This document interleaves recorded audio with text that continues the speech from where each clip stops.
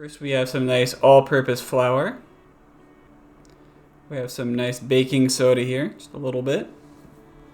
Some salt, some butter, some granulated sugar, an egg, and some vanilla extract. So first we want to just, carefully measure out our flour. Make sure not to scoop it because that'll compact it in and you'll have too much when you're measuring in cups like this. It's generally better to try to measure it by weight, but hey, what are you gonna do? So next, to take a little scoop of baking soda here. Just kind of add that in, following your recipe. Alright, so next you're gonna want to add your salt. Just pour it into a little half a teaspoon measuring cup there and just add it in. It's salt, it's not exactly complicated. Alright, so now you're gonna want to mix together all the dry ingredients. Just make sure to use a whisk or a fork or something and just make sure it's all nicely homogenized. Alright, so now you'll have probably come to the conclusion that you've created a huge mess here. Just gotta wipe away the evidence. Just wipe all that flour off the table. It's fine. No one has to worry about it. Alright, so now we have to melt our butter a little bit because it was too cold and too hard. So hopefully this will solve all of our butter problems. We'll have no problems in the future. So that is what we call foreshadowing. Because of course we had problems. Why wouldn't we?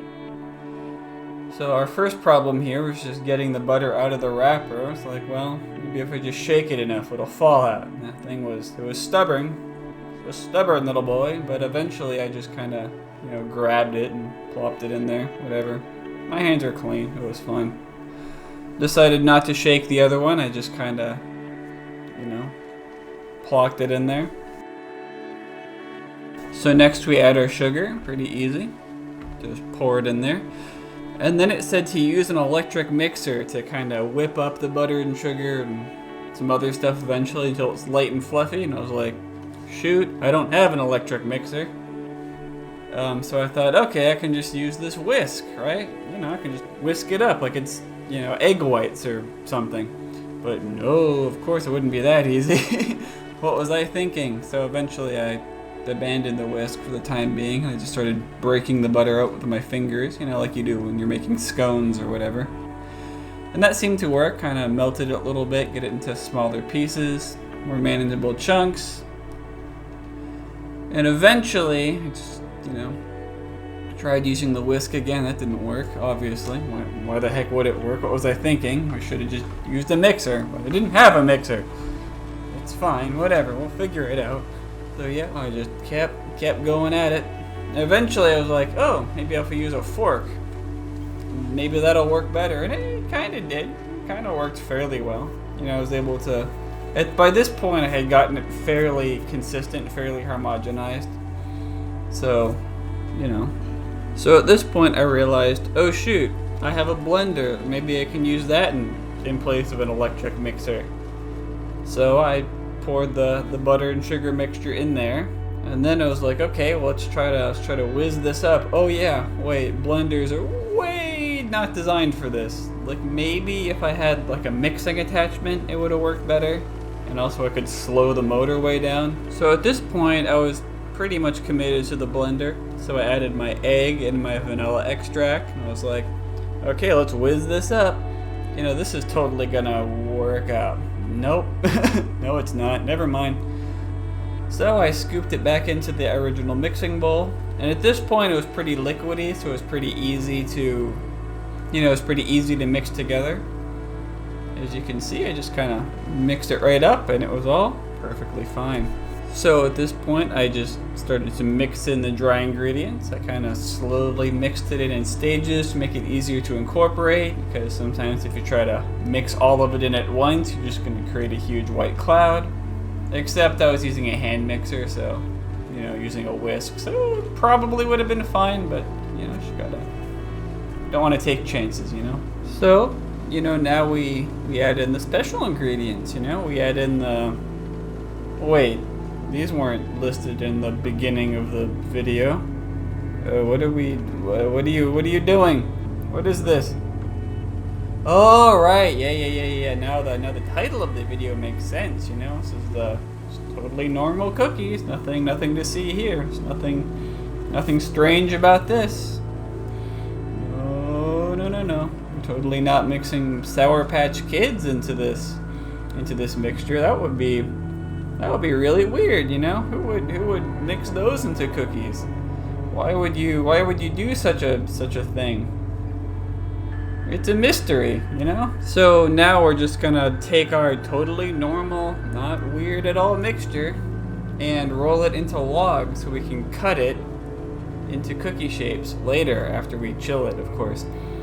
So, you know, we're just gonna rip our parchment paper here. We're gonna make 2 of these and we're gonna show 1. So we're just gonna take out our parchment paper, just like that. There we go. Looks all nice and good.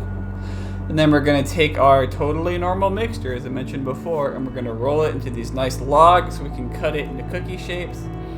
You can either do that, or I guess you could just roll it out normally and then use cookie cutters, but this is what my recipe told me to do, so that's what I did. So now you can put your dough in the freezer and let it get all nice and chill and firm for about 2 hours, or until it's firm.